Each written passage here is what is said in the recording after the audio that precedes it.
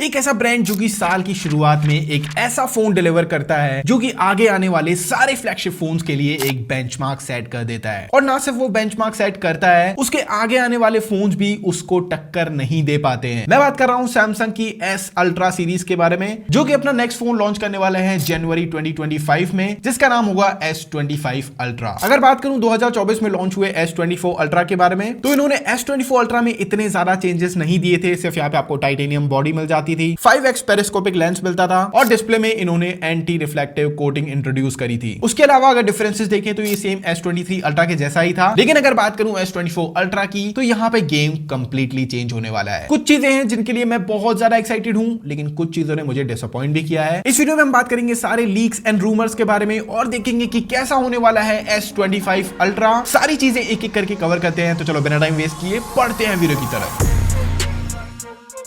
शुरुआत करते हैं इसके लॉन्च डेट से। इसकी लॉन्च डेट 20 जनवरी से लेकर 25 जनवरी के आसपास हो सकती है। तो भाई इसके लिए अभी से पैसा बचाना चालू कर दो। और पैसे बचाने से याद आया कि इस बार का S25 अल्ट्रा आपको 10,000 रुपए तक महंगा पड़ सकता है। अब यहाँ पे सोचने वाली बात है कि जहां आईफोन 16 प्रो 16 प्रो मैक्स आपको 15,000 रुपए डिस्काउंट के साथ मिले हैं, यानी कि इन्होंने अपनी MRP 15,000 से कम कर दी है, वहां S25 अल्ट्रा अपना प्राइस 10,000 रुपए से इंक्रीज करने वाला है, जो कि एक रिस्की मूव हो सकता है। लेकिन अगर बात करूं एप्पल और सैमसंग के फैंस की, तो ये जो अपने फ्लैगशिप फोन्स यूज करते हैं, इनको भाई अपग्रेड करना ही है, चाहे कुछ भी हो जाए। तो आई डोंट थिंक सो ये इतनी बड़ी प्रॉब्लम है। जहां एक 30 खर्च हो रहा है, भाई एक 40 करेंगे, लेकिन फोन तो S25 अल्ट्रा ही चाहिए। चलो अब शुरुआत करते हैं इसके डिजाइन चेंज से। एंड डिजाइन के मामले में यहाँ पे अगर आप इन फोन्स को पीछे से देखते हो तो कोई भी चेंज नहीं है। सिर्फ यहाँ पे जो इसके लेंसेस हैं, इनका साइज थोड़ा सा बड़ा कर दिया जाएगा। और अगर आपने सैमसंग Z Fold 6 देखा होगा, तो कहीं ना कहीं लेंसेस आपको उसी तरीके के देखने को मिलेंगे इस फोन के अंदर। बाकी पीछे की तरफ पे मैट ग्लास सेम मिलेगा आपको, नीचे सेम सैमसंग का लोगो मिलेगा। हाँ, इस बार इसका जो फ्रेम है ये आपको कंप्लीटली रीडिजाइन देखने को मिलेगा। जहां पहले आपको राउंडेड कॉर्नर्स मिलती थी, अब आपको वहां पे फ्लैट एजेस मिलेंगी विद स्लाइटली राउंडेड कॉर्नर्स, जैसे कि आपको S24 में मिलती है। ऑल्सो इस बार के जो कॉर्नर्स हैं, ये भी आपको कुछ इस तरीके से राउंडेड देखने को मिलेंगे, जैसे कि S24 और 24 प्लस में देखने को मिलता था। यहां पे मैं अपना पर्सनल ओपिनियन दूं तो देखो, सैमसंग ने ये चीज इसलिए करी है क्योंकि जितने भी S24 अल्ट्रा यूजर्स हैं, इनको भाई कहीं ना कहीं ये दिक्कत होती है। जब भी फोन इस तरीके से पकड़ो तो ये हाथ में काफी ज्यादा गड़ता है। इसको ओवरकम करने के लिए सैमसंग ने इसके जो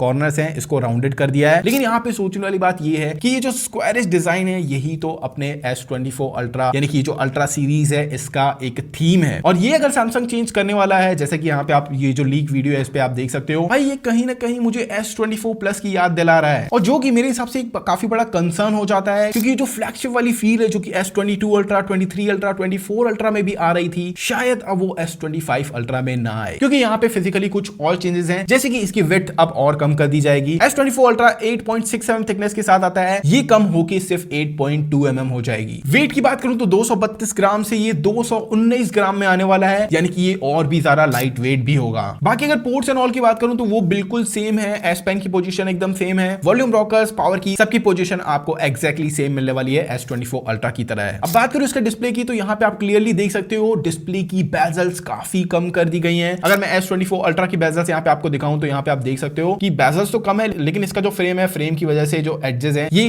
बड़ी फील होती हैं। लेकिन S25 अल्ट्रा के अंदर आपको ऐसा नहीं देखने को मिलेगा। वो फोन आपको बहुत ही कम बेजल्स के साथ देखने को मिलेगा, जिसकी वजह से डिस्प्ले साइज आपको 6.8 इंचेस से बढ़कर 6.86 इंचेस हो जाएगा, जैसे कि आईफोन ने अपने 16 प्रो मैक्स में दिया। बेजल्स और कम करके डिस्प्ले का साइज और बड़ा कर दिया, जो कि मेरे हिसाब से एक अच्छी बात हो जाती है। इसके अलावा अगर डिस्प्ले की बात करूं, स्पेसिफिकेशंस आप देखोगे तो वहां पे कोई भी डिफरेंस नहीं है। ये एंटी रिफ्लेक्टिव कोटिंग आपको वहां पे भी देखने को मिलेगी। और अगर आप स्क्रीन रेजोल्यूशन देखते हो तो वो एग्जैक्टली सेम ही देखने को मिलेगा आपको। हाँ, यहाँ पे एक चीज आपको अपग्रेड देखने को मिलेगी। S24 ultra M13 panel use करता है डिस्प्ले में। S25 अल्ट्रा के अंदर आपको M13 प्लस पैनल मिलेगा, जो कि ज्यादा पावर एफिशिएंट होगा। वहां पे आपको ज्यादा वाइब्रेंट कलर्स मिलेंगे और वो ज्यादा क्लियर होगा as compare to S24 ultra. अब वैसे तो अगर आप दोनों फोन्स को साइड बाय साइड देखोगे तो कोई ऐसा मेजर डिफरेंस नहीं देखने को मिलेगा आपको इनके डिस्प्लेज में। लेकिन हाँ, अच्छी बात यह है कि ये ज्यादा पावर एफिशिएंट होगा। अब बात कर लेते हैं चिपसेट की। और चिपसेट भाई आपको बहुत ज्यादा खुश भी करने वाला है, लेकिन हो सकता है ये आपको डिसअपॉइंट भी कर दे। अब देखो, ऐसे हैवी रूमर्स हैं कि आपको स्नैपड्रैगन 8 एलीट का चिपसेट देखने को मिलेगा, यानी कि स्नैपड्रैगन 8 Gen 4 का चिपसेट आपको मिलेगा। अब भाई सैमसंग पहले जैसा कहता था कि इंडिया के अंदर ये आपको एक्सिनोस प्रोसेसर प्रोवाइड करता था, हो सकता है इस साल ये फिर से ये चीज करने वाले हैं। और अगर ये चीज हो गई भाई, बहुत ही ज्यादा दिल से बुरा लगने वाला है, क्योंकि स्नैपड्रैगन 8 एलीट की जगह आपको मिलेगा एक्सिनोस 2500 का चिपसेट, जिससे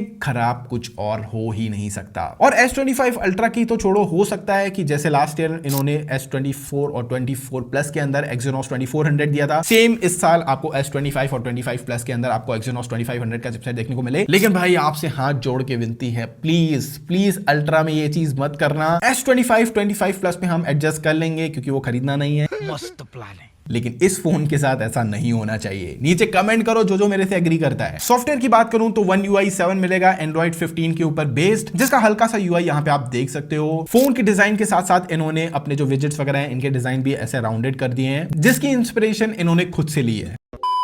अब अगर स्नैपड्रैगन 8 एलीट की बात करूं तो भाई ये जो चिपसेट है ये स्नैपड्रैगन 8 Gen 3 से ऑलमोस्ट 2x फास्टर होने वाला है। यानी कि अगर मैं X24 अल्ट्रा के स्कोर्स की बात करूं N22 तो ये अराउंड 17 लाख के आसपास प्रोवाइड करता है। लेकिन अगर स्नैपड्रैगन 8 एलीट की बात करूं तो इसके जो स्कोर्स हैं N22 वो 30 लाख तक जाते हैं। अब आप सोच सकते हो कि किस लेवल का परफॉर्मेंस आपको ये फोन प्रोवाइड करने वाला है। ये परफॉर्मेंस एक फुल फ्लैश लैपटॉप से भी ज्यादा होने वाली है, और क्योंकि ये 3nm पे बेस्ड है तो S25 अल्ट्रा अब आपको और भी ज्यादा पावर एफिशिएंट देखने को मिलेगा। पहले तो 13 प्लस पैनल, उसके बाद चिपसेट 3nm का। अब बात कर लेते हैं एक ऐसी चीज की जो कि बैटरी का गेम ही चेंज करने वाली है, और वो है इसकी बैटरी। ऐसे काफी हैवी रूमर्स हैं कि इस बार आपको लिथियम आयन की जगह पे सिलिकॉन कार्बन बैटरी देखने को मिलेगी। और अगर मैं सिलिकॉन कार्बन बैटरी की विशेषता के बारे में आपको बताऊं तो ये बैटरी लिथियम आयन से कम स्पेस में और भी ज्यादा mAh प्रोवाइड कर सकती है। यानी कि फिलहाल जो S24 अल्ट्रा के अंदर आपको लिथियम आयन बैटरी मिल रही है उससे भी कम साइज में ये आपको 6000 mAh की बैटरी प्रोवाइड करेगा, जो कि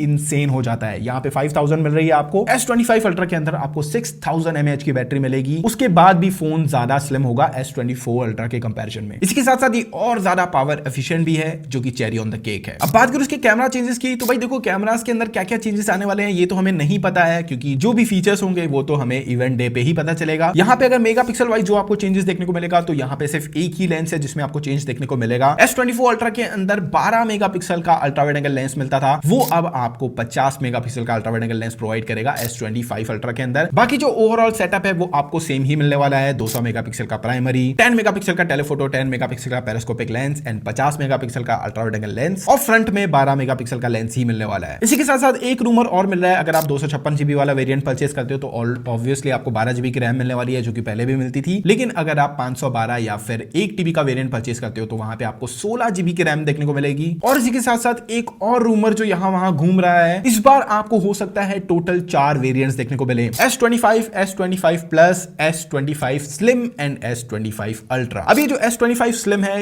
ये एक अलग कैटेगरी लेके आने वाला है सैमसंग, जो कि एक बहुत ही ज्यादा स्लिम फोन निकालने वाला है उन लोगों के लिए जिनको स्लिम फोन्स पसंद है। और जैसे 2024 था वो पेरिस्कोपिक लेंस का ईयर था, ये जो 2025 आने वाला है ये स्लिम फोन्स का साल होने वाला है, क्योंकि सैमसंग तो S25 स्लिम लॉन्च करेगा। इसके साथ साथ एप्पल की तरफ से भी ये रूमर्स आ रहे हैं कि आपको iPhone 17 प्लस ना देखते हुए iPhone 17 एयर देखने को मिलेगा, जो कि बहुत ही ज्यादा स्लिम होगा और ये सीधा कॉम्पिटिट करेगा S25 स्लिम को। अब भाई ये तो थे सारे रूमर्स और लीक्स, फाइनल आउटपुट क्या आने वाला है ये तो हमें लॉन्च डेट पे ही पता चलेगा। और हर साल भाई ये जो 90% प्रेडिक्शंस रहती हैं ये करेक्ट रहती हैं। आप मुझे नीचे कमेंट्स में बताओ कि कौन से फीचर के लिए आप एक्साइटेड हो, और क्या आपको ये जो राउंडेड कॉर्नर्स वाला डिसीजन है सैमसंग का ये पसंद आया कि नहीं। आई होप वीडियो पसंद आया होगा, पसंद आया तो भाई लाइक वाइक कर देना, सब्सक्राइब कर देना, और मैं मिलता हूं आपसे नेक्स्ट वीडियो में। तो भाई बेल आइकन दबा के रखना, नहीं तो नोटिफिकेशन नहीं आएगी। तो चलो ख्याल रखो, बाय बाय।